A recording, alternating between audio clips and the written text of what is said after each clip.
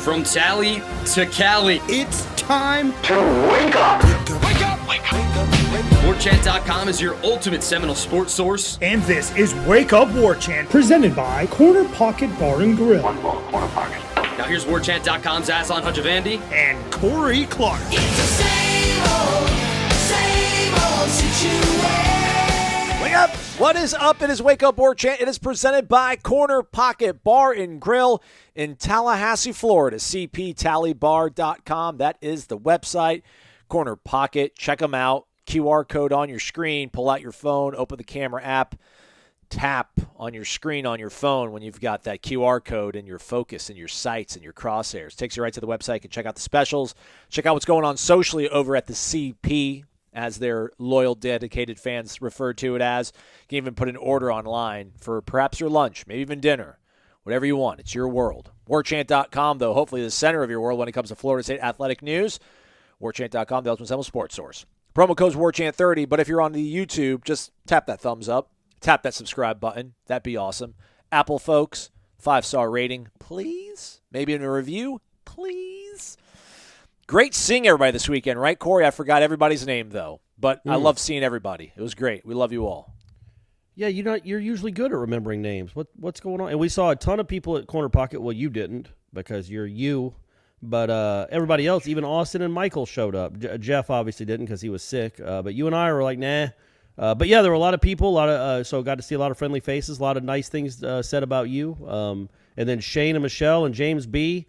Stayed till the lights came on Friday night. They got the Corey Steph experience at Corner Pocket. And Michelle won $90 playing darts. So God bless her. And yeah, so that was fun. And then Sunday they came back. That's the perfect advertisement for Corner Pocket. Shane and Michelle from Dallas, James B. from Pensacola, unsolicited, uninvited. Not that we wouldn't have invited them, but I was there watching the Masters with Tom Lang and some friends and Stephanie. And lo and behold, Shane and Michelle and James B. roll into Corner Pocket because they wanted dinner and they'd eaten there on Friday night and it's good food. So there you go, man. It just draws you in like a magnet. I remember we met a gentleman named Sanders, who apparently is the content provider behind Bjorn Warner's Schnitzel. Bjorn Warner Schnitzel. Yeah. I remember we met an Adam. Yeah. I remember him because he worked in construction, it looked like, and he reminded me of my brother's friend who also works in construction. I think he was from Folkestone. He came from Folkestone. Yeah.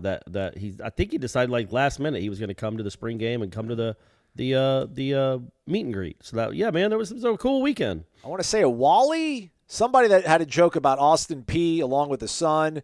Met Stevens Tom Brink, Cat Daddy, OG, met him and his family. Sevy's dad. Remember Sevy, who used to leave the voicemails from Nashville, the funny ones? Yeah. Yeah, his father and his buddy, whose name I forgot. They're friends with Rob Rathman, who's always, throwing tips at us on the live shows. Love you, Rob.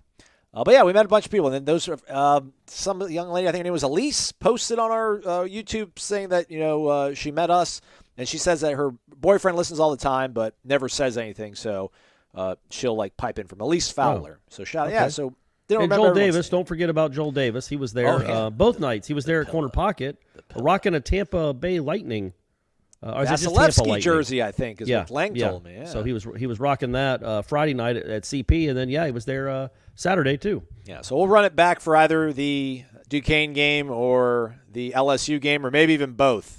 Those are fun times. Thanks everybody who came out, and the Lamoxon. Absolutely. Oh, can't forget about those guys. Haven't had my DeLuna yet, so my mind is not 100% sharp right now.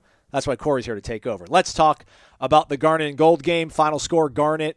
I don't know. Who cares? Who cares? Clemson, meanwhile, they pulled off two teams, put two quarterbacks battling each other, full team. We could have done that. I refuse to believe that we could not have, but we'll argue about that maybe in June when it gets really slow. But Corey, I guess first off, there's so much to talk about, but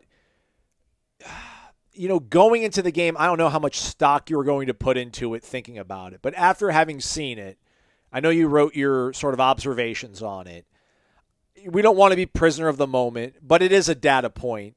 And, I think after we saw that one Thursday practice where the offense was clicking, we thought, okay, maybe they can hang around this neighborhood of effectiveness and efficiency and execution when it comes to offense. Not every day, But maybe 2-3 periods every single day we'll see something like that, but not just a consistent domination the way they had that one day. And I was hoping they could maybe show that to the masses after they've heard us talk for the last month about how it looks improved, it will be better, to not see it that way. So what did you think the spring game was going to maybe show you or change your mind, and did it ultimately do any of that? Well, no. I mean, my mind is, I still wonder, and I'm still worried about the production of this offense. And nothing on Saturday changed that. Now, I'm not, I'm not a sky is falling guy. I'm not saying that it can't happen because we've seen it. We've seen glimpses of it with these receivers and with Jordan Travis. It just didn't materialize on Saturday, but it's like, man, when it comes to Jordan Travis in particular, he finished the last 3 games of last season averaging 245 yards passing a game. And he also averaged, I think, 80 or 90 yards rushing per game. So what did y'all want to – like, he even if he doesn't get any better, he's still that guy. If he's that guy, he's good enough. I was more worried about the wide receivers in the backup quarterback, seeing what that looked like. And it wasn't great, but – I don't know. And I know Ira talked about it on the Sunday Smash. Hey, great job, by the way, Aslan. Thanks, yeah, was that your first Sunday Smash? Was that your Virgin Expedition out on that thing? That's my second one. okay. Thank you, though. I appreciate it. Yeah. Right. It always feels like the first time with you. So anyway, Thanks, man. You got it. So anyway, I lost my train of thought. So I wanted to see more from Rodemaker. And What it's did not Ira like say? You don't remember what Ira said on the Smash? I'm sorry. Yeah, he talked about the quick whistle and the wind. And those did have the quick whistle especially, man. Like I tweeted about it. I'm going to fight you on the Tate one. Quick whistle, yeah, but No, that touchdown would not have been a touchdown. He would have got hit. If the pass would have been batted down. He absolutely would have gotten hit, but I thought he got that throw off before the kid was in his face. No. But he might have pulled up. You're right. They did. I mean, he had George Wilson moved out of the way to give him a throwing lane. Jarquez McClellan did not jump into Tate's face to knock down the pass, and I forgot who was coming down from the bottom of the screen that got there. He got home first, but it was Shyheim. Shyheim checked up at least a good yard and a half before he got to Tate. If he had gone full speed, he would have hit him before he would release the ball. But to your point, I mean, that's the quick whistle. It was a real thing though overall. It was, and it's like I guess I don't quite understand it. Like I understand obviously protecting your quarterback. Don't hit him. Just don't hit him. Yeah. But it's one thing to like a guy's coming free and touches him on the back. Like a two-hand touch. Like I'm not tackling you. I'm just touching you on the shoulder. But I'm touching with 2 hands, middle of your back, middle of your chest. You're sacked. This is a tackle. And it's another thing to a guy being blocked past him or Jordan Travis stepping up. The guy sprints by him and barely gets a middle finger tippy finger on his shoulder. And because he's that close to him, you whistle it dead. Man, that's not football. That's not a football play. That's a guy avoiding a sack and making a throw, and you still whistling it dead anyway, and now it's 2nd and 19. That to me is that I just don't understand that when you're trying to develop a passing game. I don't think that does you any good. I just don't. I think you've got it because in a real game, he is going to avoid that particular sack. Yeah, I guess Rodemaker maybe doesn't avoid that sack. That one did take a little time. There were a few of them, and it's happened all spring, where it's like, all right, man, let that play out a little bit.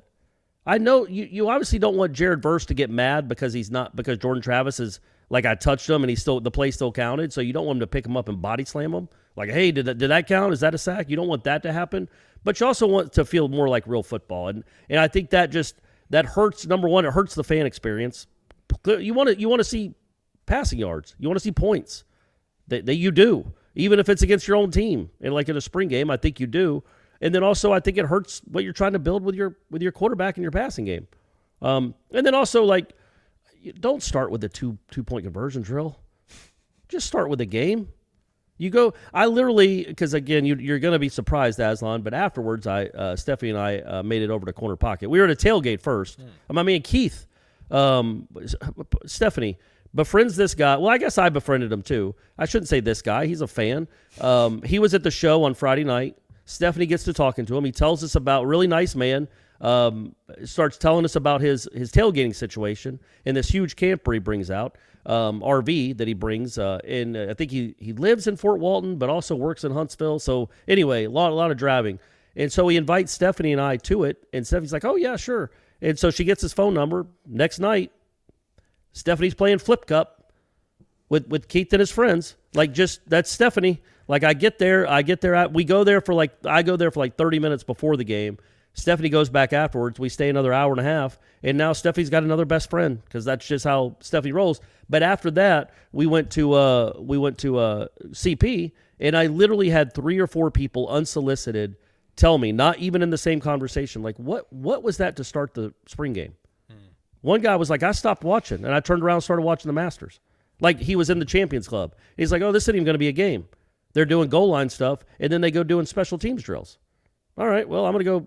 If they don't want us to watch, I won't watch. I'll go watch the Masters. So I didn't think that was maybe the best way to start something like this when you're trying to drum up, like, excitement and fan support to start with I still understand 3 picks wasn't great. But the thing is, and I was talking about this on Sunday, they're not really picks because the A.J. Duffy one, like, he's rolling out of bounds to his left. And I thought it was goal line drill. Nobody announced to anyone that it was a 2-point conversion.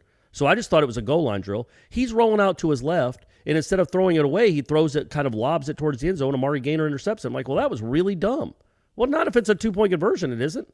Yeah. You got nothing to lose. Throw it up. Make a play. But it looked like the kid made a terrible mistake. And nobody even said, hey, this is a 2-point conversion. It's not a goal. It was just bizarre. It was just weird. But, yeah, so overall I would have liked to see more from the passing game. And I would have maybe not liked to seen 3 interceptions to start the game. To start the whole day, all the festivities, you had each quarterback throw an interception. Yeah. But the point remains that we do believe that this is going to be a better football team. And then I think there's a lot of people that saw the game or parts of it that were telecast on ACC Network, which, all of us. We'll start a therapy group, everybody. I don't know when we'll kick it off, but we'll all talk through it and work through our feelings. It was rough. It was rough. Maybe the one of the only good things they did was to let us know that it wasn't actually a 2-point conversion period. So all of us at home knew that. So you folks at the stadium did not. But again, we do think this team is going to be better. Like we'd seen it during practice. I don't know how much of Saturday was practice number 14 and how much of it was some sort of showcase or let's see what we've got with some of these guys. But the fact that it did not look the way we probably would have painted it to our subscribers and our listeners that tune in every day to the show, we love you guys. Does that, is that is that a bummer, but just nothing has changed though for you? I mean, I'm a little bit down because here's my thing. A lot of folks are like, hey, it's a spring game. It wasn't even a really game. It was a practice. How are you going to get upset about it? Let it go. They've got a whole offseason to get ready. Which I say, all right, touche, you're right. But I believe that if Jordan Travis was taking 5-step drops and just throwing dimes down the middle, across the field, down towards the sideline to like Malik McClain, and we see Johnny Wilson snatching the ball out, we would be like, holy smokes. No one would have complained about the defense. Nobody would have been like, well, what about the defense? Everybody would have been like, holy smokes, we look really good. Maybe we can even sneak 10 wins this year. So the fact that we saw what we saw Saturday, I'm not going to let it adjust the overall thought I have for this team, but I think it was a little bit of a disappointment, man. I do think it was disappointing, and other schools didn't have brilliant spring games either, but it would have been nice just to see this offense string some stuff together to, I'm not worried about people being like, Aslan, you guys said they're going to be better, and then look what we saw. You suck, and then they're mean tweeting at me. I don't care about that. I just want to see this team win, man, and I feel like Saturday was an opportunity to show that it's a real possibility. It's a real thing that's going to happen, and they didn't show that. So that to me sucks. Yeah, and but I mean, it's also the way you view it, right? Like, I don't know what the score of the orange-white game or whatever they call that one was. It's like 15-10 or something. That wasn't pretty. Are they? I assume Clemson fans are more freaked out. They're like, oh, the offense sucks still. Yep. Like it was bad last year, but I mean, they're coming off a 10-win season. I think with this, number one. There is a good with the bad. Yeah, the passing offense wasn't there. The first-team offense didn't do diddly-poo against the first-team defense. Now, some of the offensive lineups were disjointed. And, look, man, Jordan Travis didn't get Mycah Pittman for a lot of that game because he got hurt on a stupid 2-point play. So, he was out for he was out for like the whole first quarter, and he came back and made a play that I'm sure we'll talk about later. But when it comes to what you saw on Saturday, yeah, you didn't like what you saw with the passing offense. It looked eerily similar to what we saw most of the last 2 years. I get it. But, man, that defense was pretty good. And when you think about that defense and the fact that Tatum Bethune didn't even suit up at all, I guess he suited up, right? He had his jersey on, but he had sweatpants and in a walking boot. He's your best linebacker. Your two best linemen, Cooper and Lovett, I don't know what they play, 9 snaps combined. Right. Like there was no point. And Jamie Robinson, I don't even know if he played, but if he did, he played very sparingly. Those are your 4 best defensive players. Briggs too, right? Briggs wasn't part of anything. Yeah, right. So along with Burt, so those are 4. Briggs isn't your 5th best player, but those guys are probably your 4, certainly your 4 most proven players at this level. The good players, man, all ACC ish caliber players, didn't barely even play. One of them didn't play at all. The other 3 barely played, and your defense still looked that good. So again, it's not the chicken or the egg. It's how you want to view it. Did they look that good because Florida State's offense is that bad? Maybe a little. Yeah. Or are they good? That's a good thing too. Like, don't lose sight of the fact that it wasn't like Florida State's offense wasn't moving against Duquesne or Auburn. They weren't moving against their own defense. So there is some good that comes with the bad. But yes, you would like to see the passing game have been better than it was. You'd like to see Johnny Wilson not drop 2 passes or Jackson West drop a pass. C.J. Campbell, I think, dropped a pass. Ja'Kai Douglas dropped what would have been a 50-yard gain. They still called interference, but that you got to catch that, man. There were some drops, and it was ugly, but that's the thing about spring games. There was also some beauty because it was your defense that was shutting them down. What about Trey Benson? He seems liked to be him, huh? Kind of, the unanimous star of the show, if you will. Maybe Mycah. No, it was Trey Benson. I think, again, because, number one, nobody had seen him at all. Nobody had really seen him do anything since high school. And there was that play he made when McClellan comes free around end on I don't know if it was a blitz or he just read it well, and Benson gets the handoff and doesn't just run him over or run around him. He makes a miss in space, like shifty. Like, we know he's fast and we know he's big, but does he have elusive? Can he get through a hole? Can he make guys miss in tight spaces? And that was impressive to me. To get around him and then finish it off, I think it ended up being like an 18 or 19-yard run, and to finish it off by thundering somebody going forward, which is what he did a lot of. He was inbounds and stayed inbounds, delivered hits, falling forward. Yeah, man, he's got, there's some stuff there. I don't even know if he's going to start. I mean, to me, he looks like the best guy they got. Let me say this: he looks like the most physically gifted guy they got. Okay, you know what I mean? Yes. I'm not going to put him ahead of Trayshawn Ward yet. He hasn't done what Trayshawn Ward has done, but he looks like the most physically gifted guy they got. Man, that looks like you guys see what we saw. Like, he's the agility that's there and the speed and the power. That's a nice combination to have. And it's good. It was a guy we didn't really. I mean, we thought he could be a big deal when he signed with Florida State, or we thought there was potential there. But it's not like in January you were thinking, oh yeah, Trey Benson's going to be a big part of this offense. Well, now I think you are. Now you're thinking, okay, this guy looks legitimately pretty darn good. And now it's going to be a matter of getting carries and touches to 2 other guys at least, with Toafili and Trayshawn. And DJ Williams, I know people might roll their eyes, but he's looked good too. Yeah. It's kind of crazy. I thought that Toafili ended up kind of starting the game off because he seems to be the least talked about running back. Maybe a little bit more than DJ Williams we've been talking about, but we haven't talked about him nearly as much as Trayshawn Ward and Trey Benson. The only thing with Benson, just going back and looking at, I think pretty much every run that he had was against 2's, mix and match kind of guys on the defense. It was an interior of either Bishop Thomas and Daniel Lyons, true freshmen, or maybe sometimes it was, I think there was one rep where he had nice against Jarrett Jackson and Josh Farmer. And I like Farmer. I still think Farmer's probably another year or 2 away from being like a really solid contributor. I think Malcolm Ray's maybe on the Robert Cooper sort of trajectory where it's like, all right, let's get him to his super senior year and then we'll have something really good. But I still think he's a little bit far away from it. And it was Sidney Williams on the back end. It was Brendan Gant playing linebacker. So a little bit of that with Trey Benson, I do kind of want to temper it. But he wasn't like he had the first team offensive line blocking for him either. So, and those gifts that he does have, the speed, the size, some of that elusiveness, hopefully that can translate even if there's better guys chasing him down. But, he certainly did look – I had to go back to watch it. It wasn't – in the moment, I was like, look who he's running against. These guys are nothing. It was looking at it on Sunday evening and like, all right, well, on second thought. What about Mycah Pittman? Again, maybe Mycah Pittman, I don't know if he would be our offensive MVP. We got one more practice on Tuesday. before we dole out those sort of honors. By the way, we'll have we are doing Langston. that, right? We're gonna have we're having a live The Corys. event. The Corys. Yeah, the Corys that we're both gonna be in tuxes. Yeah. And we'll probably have the players there to accept their awards. Yeah. So stay tuned for that, guys. Yeah. Do stay tuned for Michael Langston talking about recruiting. Also, Zaxby's Indescribably Good Player of the Week, also coming up later on in the show. But yeah, Mycah Pittman, just that sort of addition to this team, a guy that just has a little bit of a desire, has a little bit of a different kind of gear to him, it seems like. A little different, maybe professionalism, I don't want to say that, but just he's about his business, and he goes out there and makes stuff happen. We need more of those guys. I just don't know if we have enough of them, but we have him. Thoughts on Mycah Pittman's performance Saturday? Yeah, and there's the one play in particular. Well, I mean, the 2-point conversion play that he got hurt on. Again, he shows what he's about. He catches the ball at the 5 on a little screen pass and then bullies his way in the end zone. But that play that he scored on, again, I think it was the second team defense he was going up against.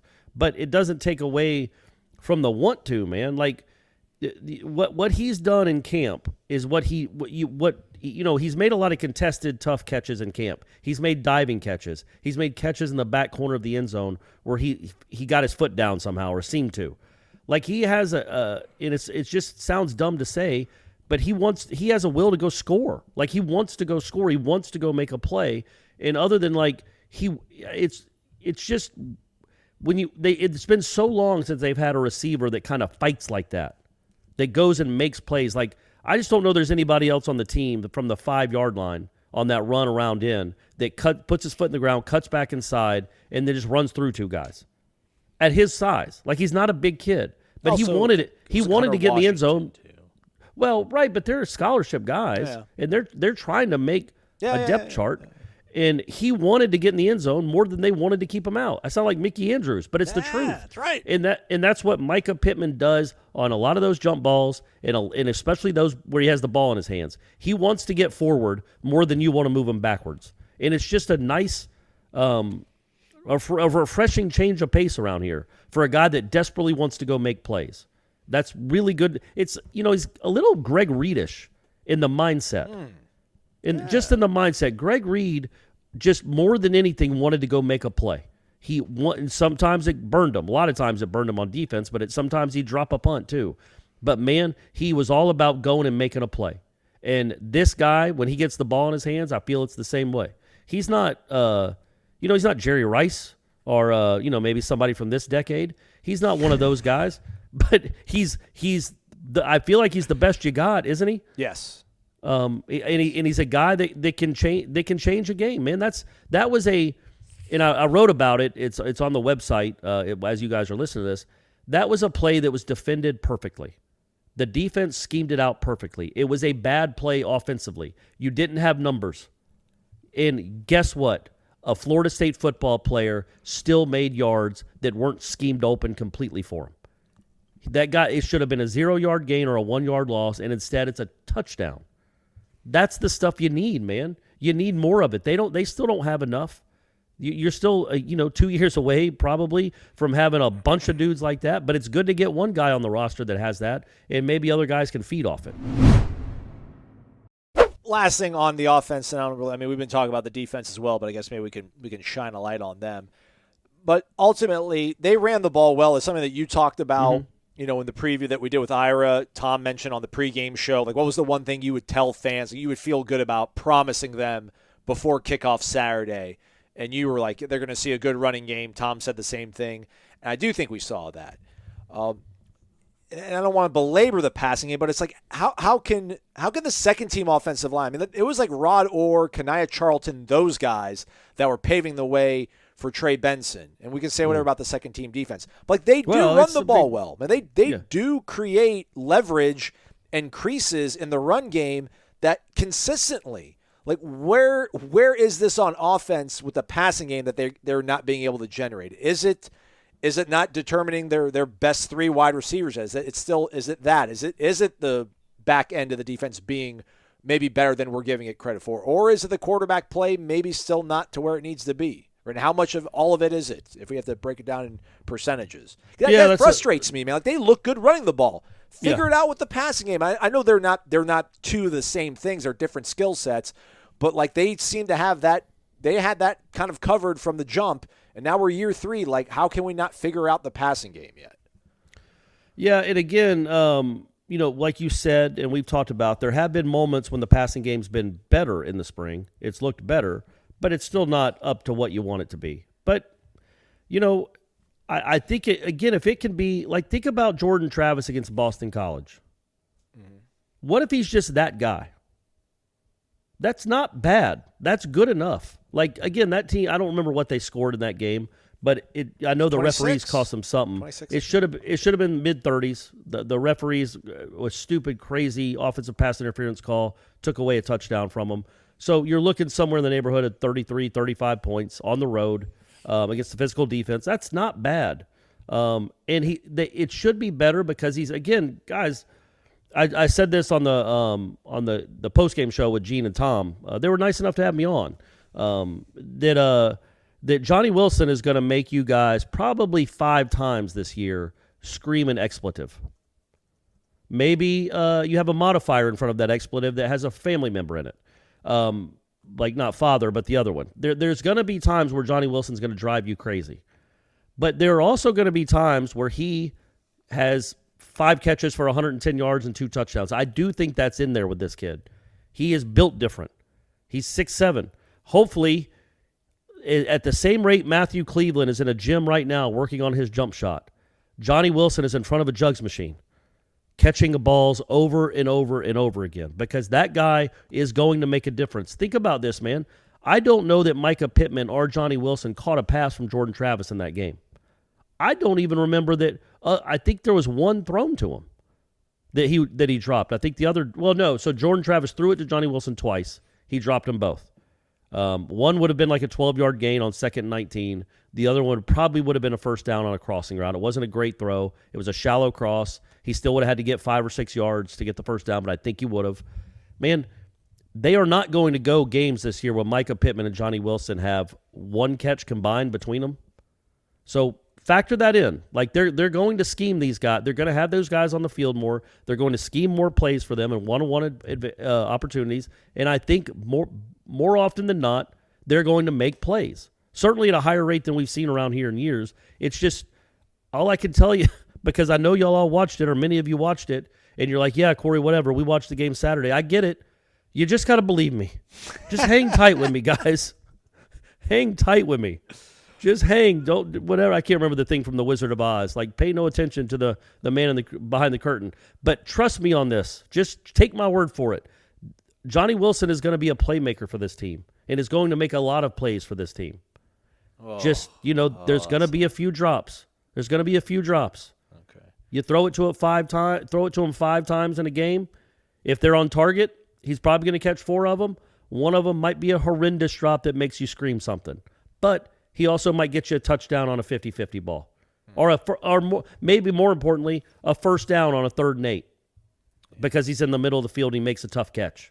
That is in them. We've seen it, Aslan. You've seen it.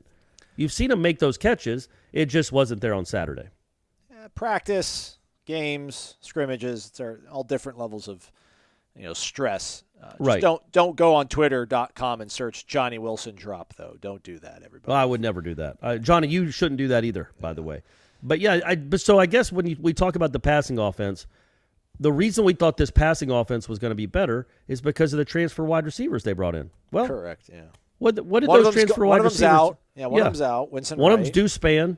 Yeah. And then the other 2 had, I think Mycah Pittman had 1 catch from Jordan Travis. And he took a sweep around the end for a touchdown. So if you'd have told us before the spring game, if you'd have told us in February that in the spring game, the transfer wide receivers are going to count for exactly 1 catch for like 7 yards from Jordan Travis, you'd be like, yeah, they're not going to do very much in the spring game. So the reason many of us are excited or are more excited about this offense than we were last year is because of what these receivers could be. And that's still there. It didn't happen on Saturday, but they are still on the team, and they're going to be a big part of the team. And it just didn't materialize on Saturday, but it will. Duquesne has got, hell is coming for Duquesne. They do not know what's coming, but it is going to be Johnny Wilson is going to be unleashed. So good luck, guys. I hope you have a 6'7" corner somewhere in, where is Duquesne? It's somewhere in Pennsylvania, right? Pittsburgh, yeah. I think There it's you Pittsburgh. go. Yeah, go find yourself a 6'7", get a kid off the basketball team. But that's the only way you're going to stop my man Johnny Wilson.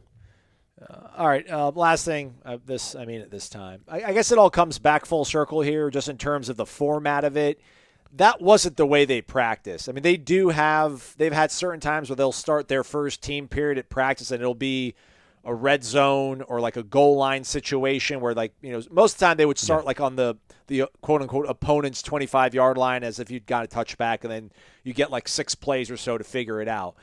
But they did not run Saturday's Garden and Gold game like a full-out scrimmage, obviously, and they didn't run it like one of their practices either. There weren't individual periods. So it was a little bit of a different situation for them. I don't want to throw the wind in there, although I know people have been talking about the wind.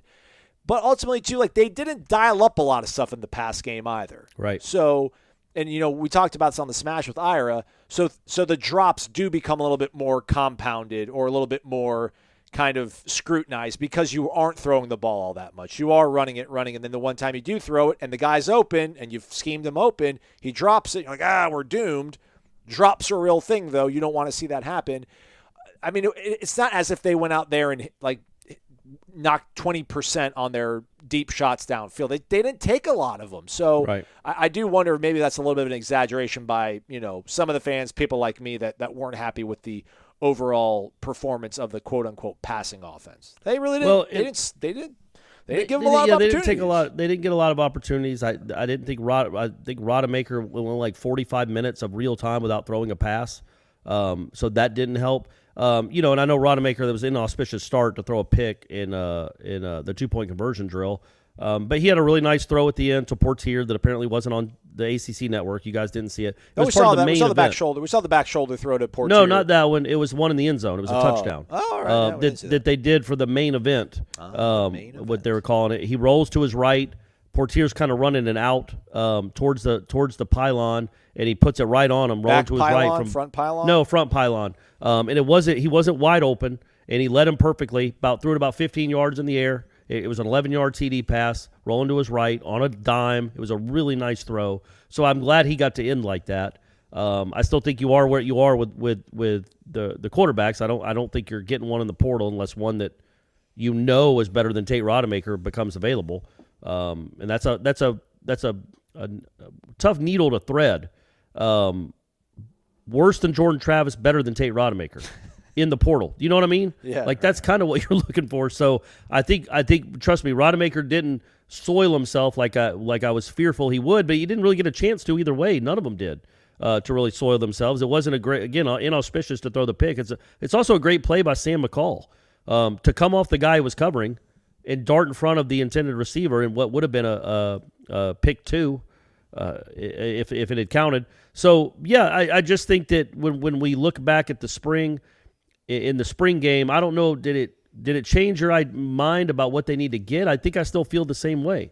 No, as far as the portal, you can get an offensive lineman if one's there. Go get you a defensive lineman. Go get you another wide receiver if you don't like the prognosis of Winston Wright. Those would be my 3 main objectives in the portal. No, you're right. Yeah, it's those needs remain. They haven't really changed, and there is no magical silver bullet quarterback out there. And if they did present themselves, I don't know how aggressive this staff would go after them. They do believe in Jordan, and in a real football game where he can run, and you have to account for that. And it keeps happening over and over that he breaks contain and keeps running, and you get pissed off and you start taking chances, and that opens things up for the passing. And those are real things that didn't happen Saturday that will happen in October and November. So we have no choice but to support Jordan Travis, everybody. He is the quarterback for this year. Probably next year as well, too. So figure it out, everybody. Figure out the way you got to get behind it because that's not going to change. Did you want to talk about the defense? I thought we talked about the defense in the course of talking about the offense. Again, I don't know what the starting 11 is going to be. I think we have a better idea of who the starting 11 is going to be on defense. We didn't see that starting 11. We didn't see those 11 guys playing together all that much, if ever. So I don't know really what we can take away from the defense. Ira doesn't agree with me on this. Apparently, you and Jeff do. So I'll take those comrades. I'll take those allies in a battle. I just feel, man, when you've got Robert Cooper and Fabian Lovett in there, and then you don't, things change considerably. Again, like Trey Benson, those runs were coming against Daniel Lyons and Bishop Thomas, Jarrett Jackson and Malcolm Ray. And shout out to our guy Khalil Young, big Malcolm Ray guy, points out to me that Malcolm made plays last year. Aslan, what's your problem? Malcolm played 291 reps last year. You're going to make a couple plays. I just believe that, man, there's a significant drop-off that I don't think we really can understand and appreciate over watching practice or a showcase, scrimmage, quasi, whatever that was Saturday. That, man, when we don't have Fabian and Robert in the game, we don't have Verse in the game. And I don't even – McClendon, man, if McClendon can't get to the quarterback, I don't know what he's going to bring to the table this season. Because when plays break outside the pocket, whether it's an outside run, man, he can't get there. He doesn't have that kind of speed. Maybe he's got the quickness to get off the line and get past an offensive lineman to affect the pocket. But I don't know how he's going to be in run defense. But that doesn't change the fact that you need a defensive end. You need a defensive lineman. You need that sort of stuff in the portal. But that's just, I like the defense, but man, if they get hurt, other than Jordan Travis going down, if Fabian or Robert goes down, I just feel like there's going to be a huge drop-off, precipitous, but big. I would say, especially with Fabian, Fabian's better than Cooper. Fabian's the best one they got. I think he's more of a three-down player than Cooper is. But also, I think Jarrett Jackson, there's something there. There is. Maybe. I mean, he is such a looming presence on the field. And he's around other big guys. But when he's just standing, they were doing a lot of times where the defensive lineman would kind of stand up and not even get in a stance until sometimes even when the ball was snapped, but oftentimes waiting right until the ball was snapped. And he's standing up, looming over those offensive linemen. It's like that dude is massive. And I don't even know if he had any stats in that game, but there were multiple times where he was facing a double team, was pushing both guys into the quarterback. It's bad news for your offensive line, but that's really good news for him. He might be, maybe the light is coming on because he is probably, if you listen to the coaches, he's probably the most talented guy they got. Like sheer talent, size, quickness, physically gifted. Yeah. Yes. And so if that can, he's a wild card, man. And at some point, the wild card just becomes a dud. You can't be a wild card your whole career. I mean, this is the year that he has to turn into something. But, I think there is a chance there with him. That he has an NFL body, he has NFL physical skills. It's just a matter of him putting it all together. Yeah. He's got an NFL body. That's one you got to remember that we kind of forget about him some, but I think he could be that 3-man rotation if he becomes the third guy to give both of those guys breaks. That's not if they all three can rotate in and stay healthy. I don't think you lose a lot going from Cooper to him. If anything, if he puts it all together, he's probably more gifted than Cooper. So, but that's a big if. Yeah. But yeah, even as I say that, I definitely believe they need another defensive lineman, and I definitely believe they probably need another wide receiver. Yeah, and yeah, I think Malcolm Ray in another year or two will be really good. I think in another year or two, Josh Farmer will be really good. But right now, I think they need help, man. I just think they do. But there's also there are times where guys maybe don't stand out in the spring, and by this time, 5 months from now, 6 months from now, maybe there's something. Like people do leap. People all over the country, these players make pretty significant leaps from year 1 to year 2, or from year 2 to year 3, or from the spring to the fall. So maybe there is a chance that one of these guys takes a big leap and they become a starter level player as well. Jarvis Brownlee to Louisville, Corey Wren to TCU. Thoughts? Oh, TCU. I didn't know Corey Wren went to. All right, Corey Wren. Nice, man. Power Good 5. Power 5 football. I mean, I feel like you're going to run some go routes when you face Louisville on that Friday night. Wherever Brownlee goes, you're going to run some. Now, with Florida State's luck, he's all of a sudden going to be able to locate a ball and make plays when they're in the air. Like that'll just somehow that happens. But yeah, good for him. I'm glad he found a landing spot. It's kind of unique that the two schools essentially just traded starting cornerbacks. Yeah. So yeah, we'll see who wins that trade. The clutch shot, the biggest hit. It's time for the Zaxby's Indescribably Good. Player of the week. You heard the man. It is the Zaxby's Indescribably Good Player of the Week segment of the program on your Monday. I am going to take the coward's way out, even though we're celebrating greatness, Corey. Don't have one specific person in mind. I'm just going to give a shout-out to the women's volleyball team, the beach volleyball team, that is. Huge weekend for the Unconquered Invitational. They go a flawless 5-0, taking out Texas A&M, Corpus Christi, LSU, who's number 5 in the nation, TCU, who's number 2 in the nation. Both of those 4-1 results. FIU, another 4-1 result. And hey, Stetson, also a 4-1 result. 5-0, 4 wins over ranked teams, 3 of them in the top 15.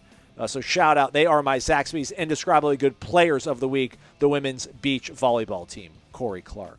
Maybe this is the year for them. This is the year they get over the hump and get that first elusive national title. Get that ring. I'm going to go with a player that has a national title to her credit, Sydney Sherrill, third baseman extraordinaire for the Florida State softball team. Rough weekend for the softball team. I didn't know it was possible to give up 23 runs in a game, but they did. But they bounced back on Sunday with a big win, and she had the game-winning hit. They were down 6-5. They got some crazy breaks with this illegal pitching stuff that Virginia Tech was doing. But anyway, bases loaded, 1 out, down 6-5, and she rips a double. She's already the career leader in doubles at Florida State. She rips one to the right center, scores all 3, go ahead, gives them the 8-6 win, on top of her also hitting the go-ahead home run against Florida earlier in the week. So Sydney Sherrill, great week. Indescribably good, you would say. I'm going to go off script. I'm gonna change it. Sorry, beach volleyball team. Jared Verse, how about that block kick? I thought you're not allowed to hurdle over the over the line, but he did this sly ninja move where he just kind of he did hurdle, but it didn't get flagged. That's indescribably good, but maybe not as good as going 5-0 this weekend. I stand with my original pick. Just want to give Jared a shout out. Sydney Sherrill and the women's beach volleyball team are Zaxby's Indescribably Good Players of the Week. All right, softball fends off. What would have been I feel like there had to have been more to the sentence, and it maybe got cut off on the broadcast. But, if they had lost on Sunday to Virginia Tech, it would have been the first time they would have been swept in ACC play ever? In history, yeah. At really? home. Yeah, that's what they said at home. At home, okay. All right, yeah, they've been good for a long time, and the ACC has not been good. Yeah. There's been nobody capable of doing it, really, until this Virginia Tech team. I don't quite understand what happened, but all of a sudden they're great. It's a really good team. But yeah, man, they lost in extra innings on Friday night. Almost had a walk-off homer. It was like a foot from going over the fence. So they lost on Friday night. Then they got down 11-0 on Saturday, which is insane, and then scored 9 runs in an inning to make it 11-9, then gave up 12 more runs. It was the most runs Virginia Tech's ever scored in a game, period. And they did it against Florida State, which was nuts. But anyway, then they came back, and like I said, they were up. What were they up? 3-2 in the 6th inning with 2 outs and the bases loaded. A pinch hitter for Virginia Tech hits a line drive to right field that Kaylee Harding dives for and misses, and it turns into a pinch hit inside the park grand slam. Correct. Which that's crazy. So then they're down 6-3. Then the starter for Virginia Tech gives up 3 straight hits, which good for Florida State. They got 3 straight hits to get right back in the game, so dusted themselves off because that's what Lonnie's teams do, and then they went to their freshman pitcher, and every single pitch she threw apparently was an illegal pitch. I didn't know until watching that game exactly what an illegal pitch was. I guess it's Aslan. It's when your both feet are off the ground as you throw it. Yep. And she was doing it. Mm-hmm.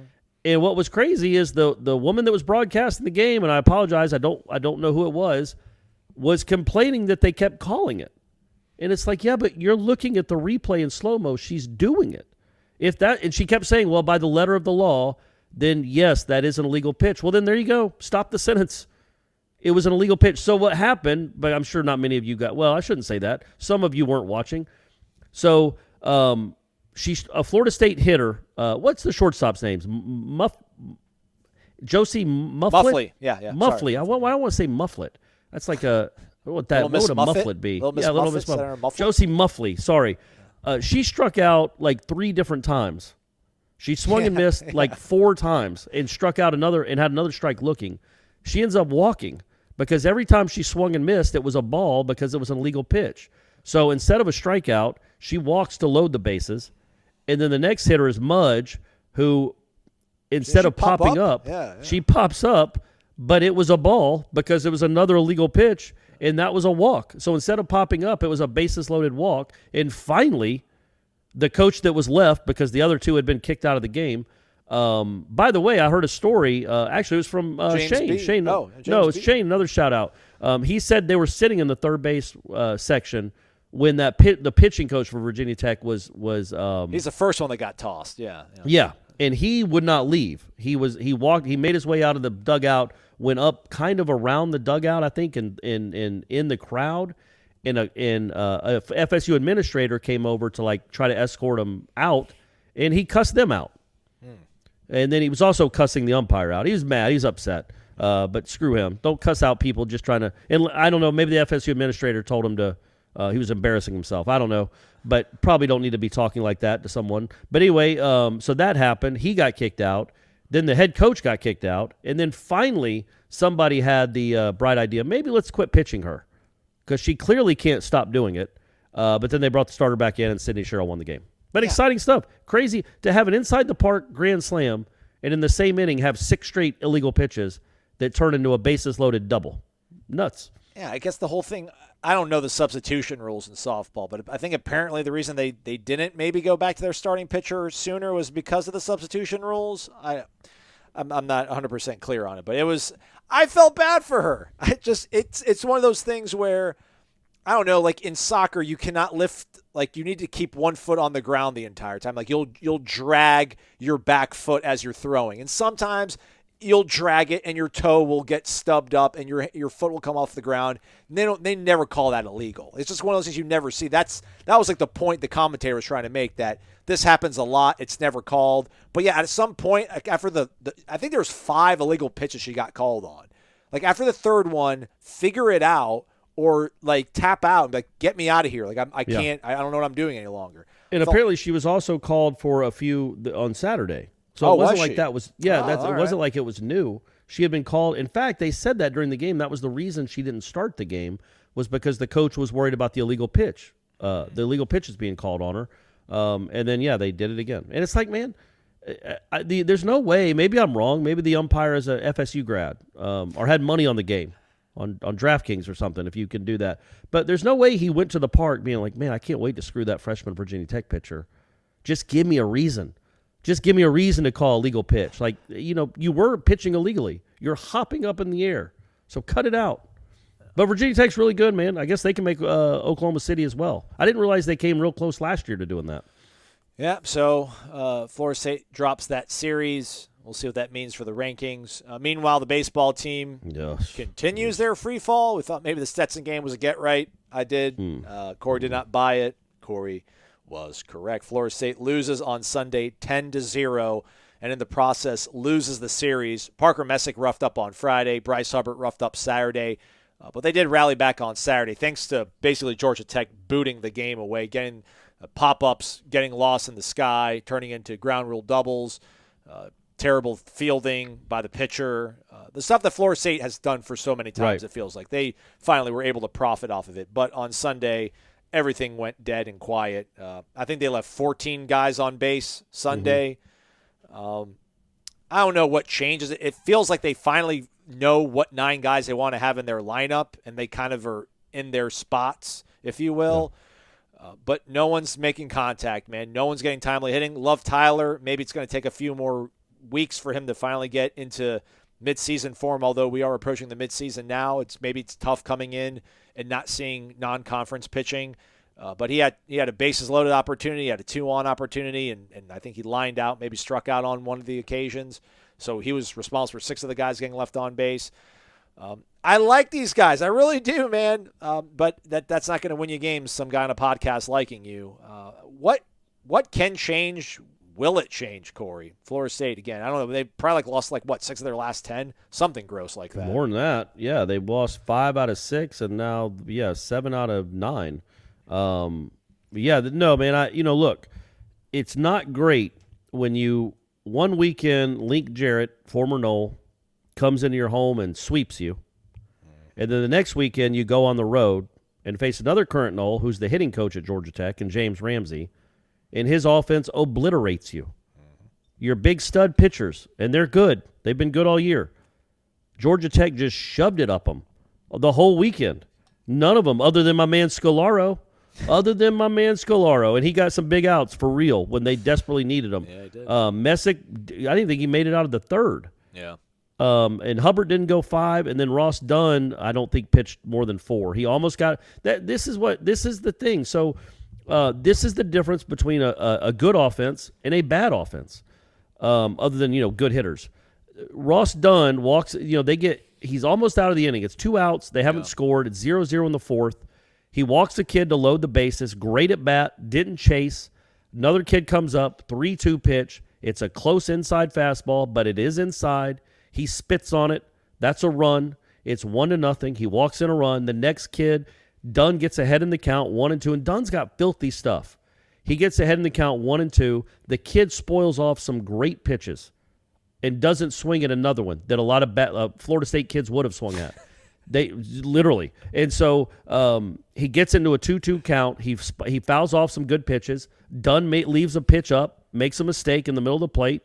It's a bases clearing double that essentially wins the game. Those moments, man, competitive at bats when it matters.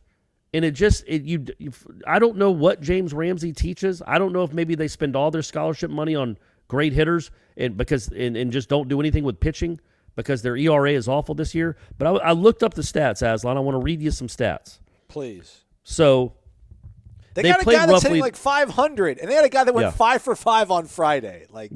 Kid's hitting 494. So they've roughly played the same amount of games. Georgia Tech has played 33 games. Florida State has played 31 games. Georgia Tech in 33 games has scored 317 runs. That's almost 10 a game. That's 9.5 per game.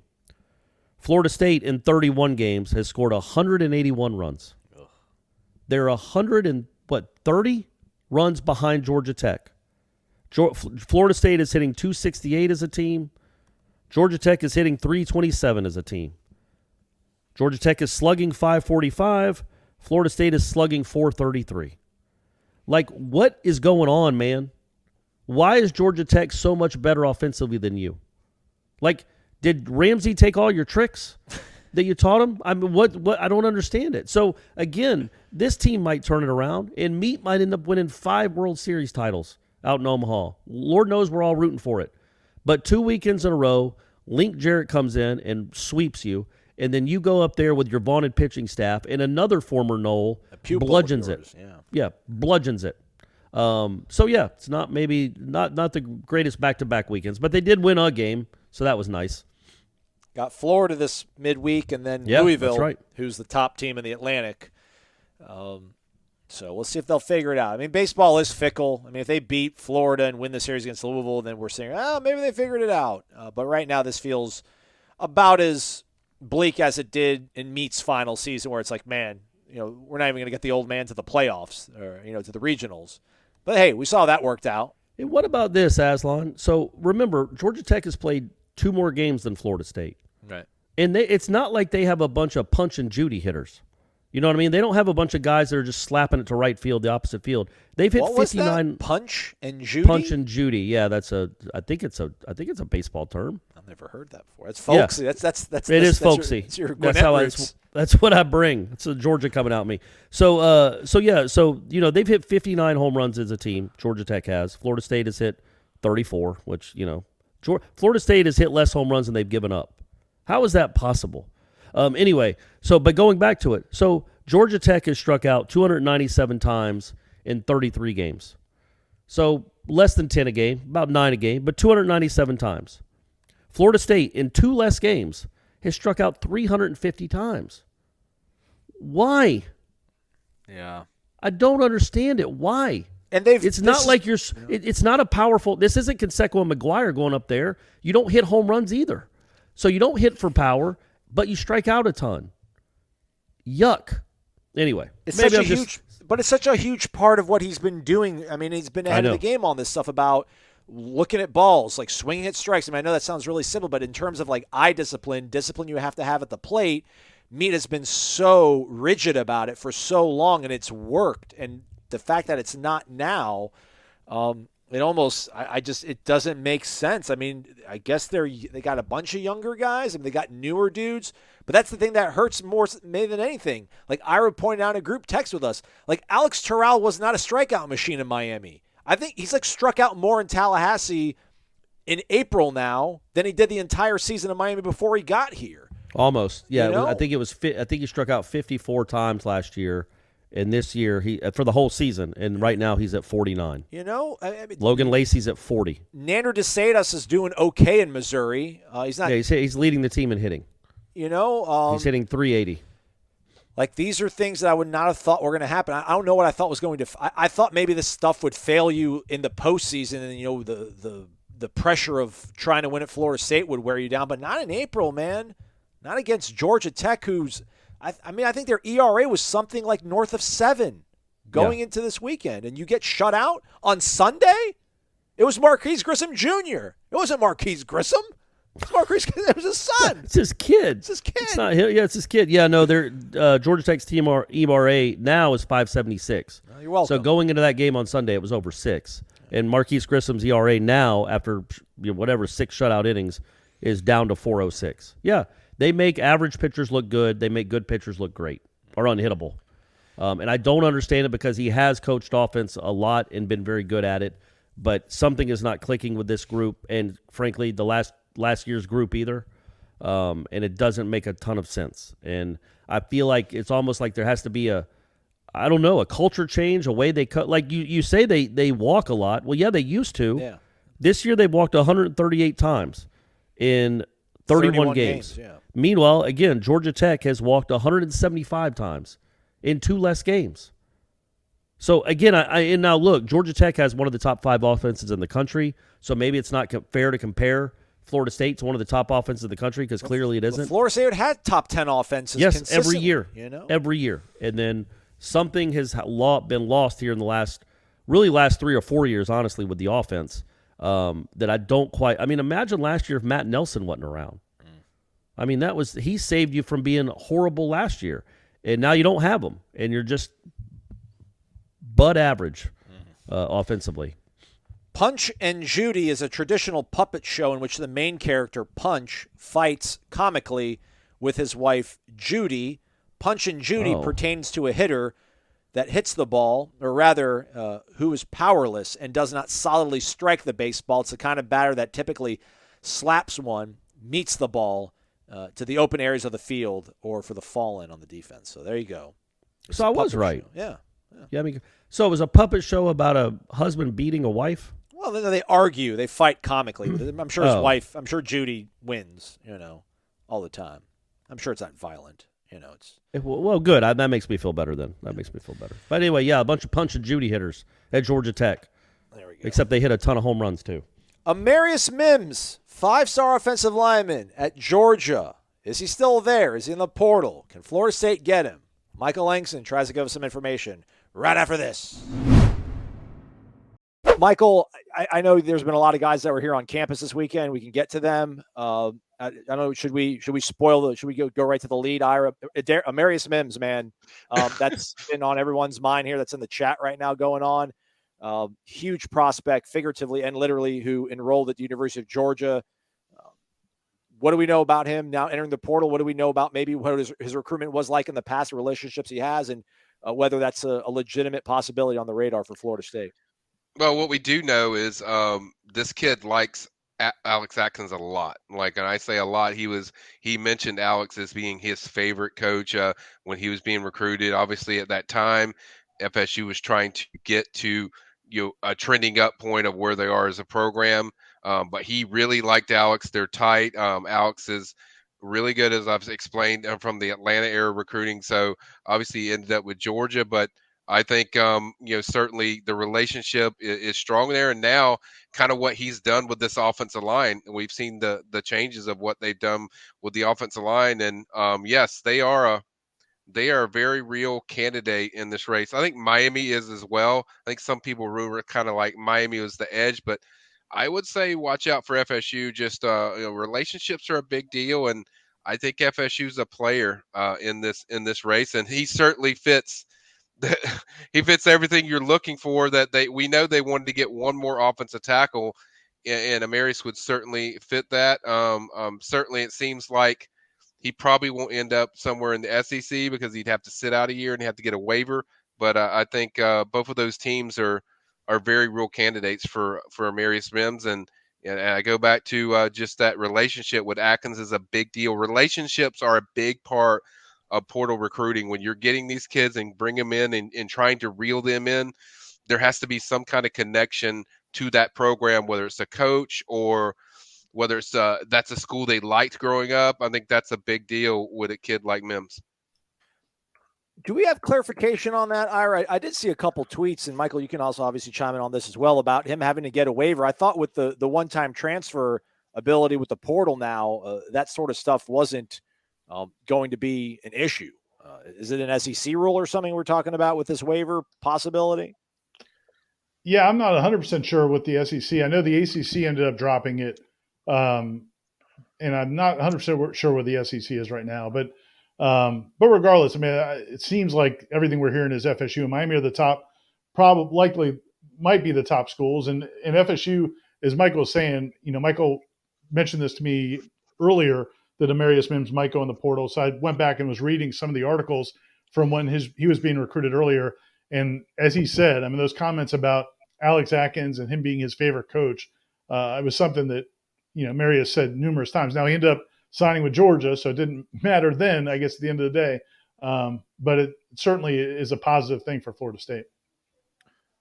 According to AL.com, Alabama.com, this was published in June of 2021. SEC will allow immediate eligibility for intra-conference transfers. Change in policy takes effect immediately, follows a recent NCAA rule change, allowing for a one-time transfer waiver for Division I athletes in all sports. But we'll obviously keep our fingers on the pulse with that one. But right.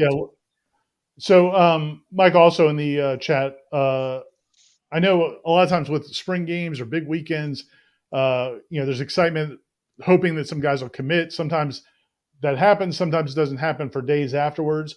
And I know we could talk about some individual guys, but overall, do you think that they may still get any commitments out of this weekend?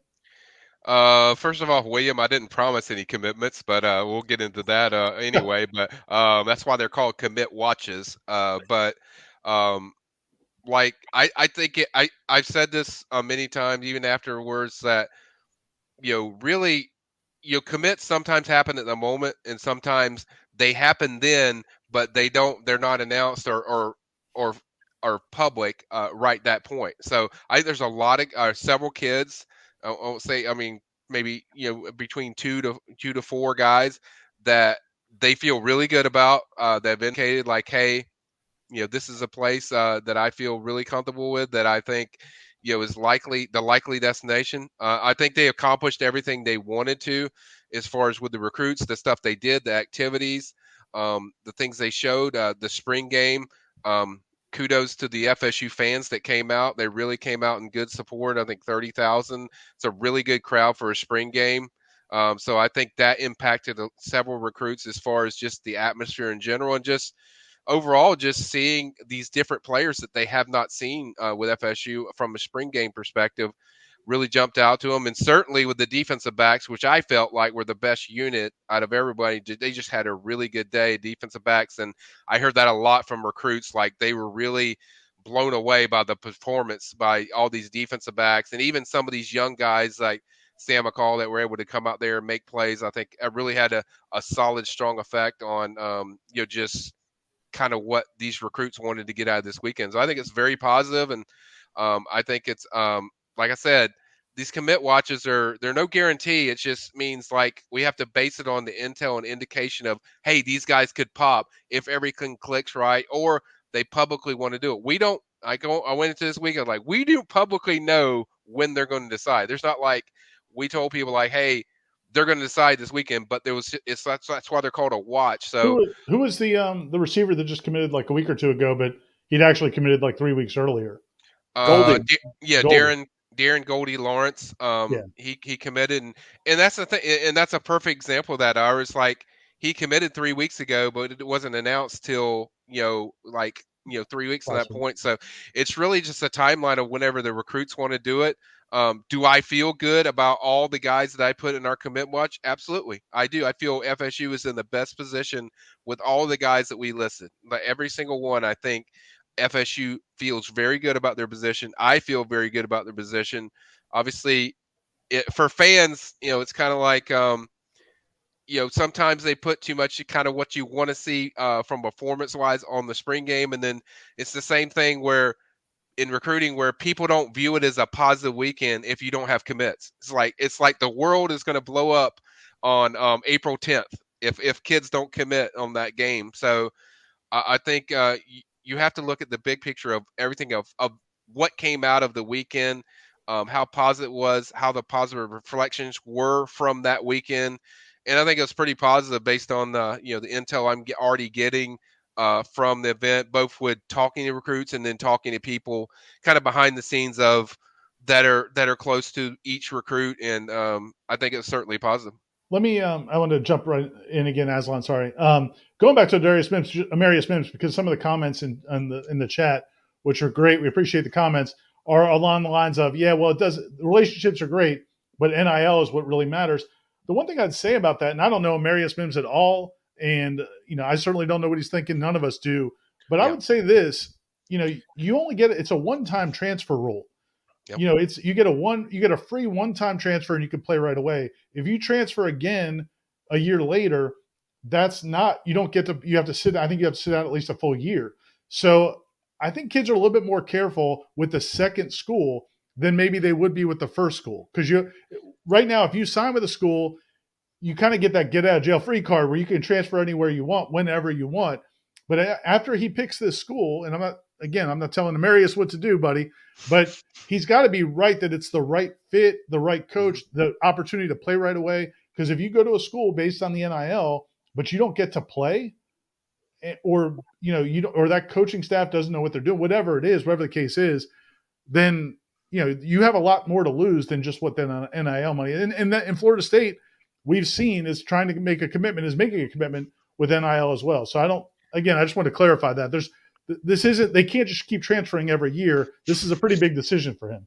Yeah, it's big. And two, it's like, assuming it is FSU or Miami, say it's going to be one of those two schools. These aren't two schools that are just tearing it up in the NIL department. They're doing FSU's doing better. Obviously, Miami's doing okay, doing well as well. But we're not talking about Texas A&M here or Alabama. We're talking about Southern Cal. We're talking about teams that are kind of just figuring things out as far as the NIL goes. But to Ira's point, yes, it's about the fit. The fit's more important when it comes to transfers. I talked to Tom Lang on the show yesterday, and I told him, when I talked to Jared Verse, NIL wasn't even a factor, 0% factor, because they know when they go to one time, it's got to be the place. So you have to be sure about this stuff. And I don't think NIL is as vital as some people think it is in the transfer portal department compared to maybe high school recruiting. It's probably more because there's more of a vested future of what you're going to be and what you're going to get when you go to the schools. Now, I'm not saying it's not important. It is, but I think the fit is for a lot of these kids that are transferring is more important. So yeah, relationships are a big deal. It doesn't mean FSU is going to get them. It just means that it's an important part. And it's certainly something FSU does the best as far as relationships. So we'll see if that part of the equation of relationships wins out. Otherwise, Michael, a trio of guys to talk about. Desmond Rick's obviously the number 2 overall prospect, but that's for 2024. We'll save that for the website, warchant.com. Check it out. But Wilkie Renaud, Roger Kearney, Chris Parsons, these guys being on campus, what did that maybe help out with Florida State in their either securing commitments or firming them up in the case of Parsons? Yeah, by the way, and Parson had a vintage Bobby Bowden 93 jacket on.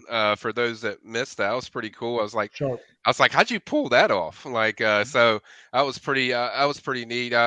Parson was really, when I watched Parson the whole weekend, we see him going in and out and stuff. And he was basically part of the hosting almost, just, how we see, Charity and these guys hosting the guys around the campus. So he was telling them where to go, and this is the place to be, and this is a good place to check out. And so I think Chris really helped things up, people be uncomfortable.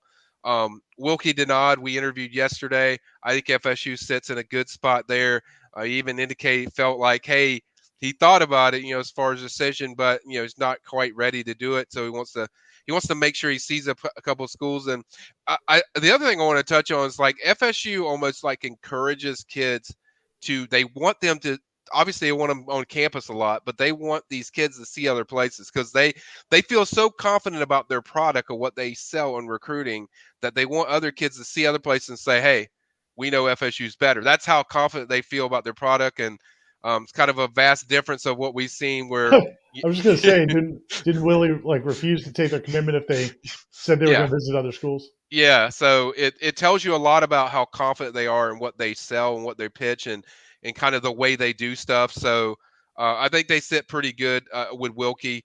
I think they've done a great job with him. They've recruited him the hardest, and I think he sees kind of what they do. I think he really liked what he saw from the young defensive ends and even Jared Verse, just how fast and quick he is off the edge. And I think a lot of people forget like Jared has like several years left, so he's kind of a young guy, so to speak. So I think that really just watching those guys really is something that jumped out to Wilkie. And he was decked out in Florida State gear, by the way, a lot, like more than I've ever seen Wilkie. And so that was kind of an interesting deal. But I think overall, I think they sit in a pretty good spot with Denard.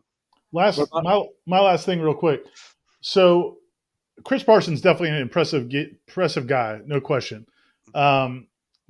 Who I can't remember my guy's name, the 2024 kid that was the quarterback that was here. Jaden Davis. Okay. So I've watched a couple interviews with him.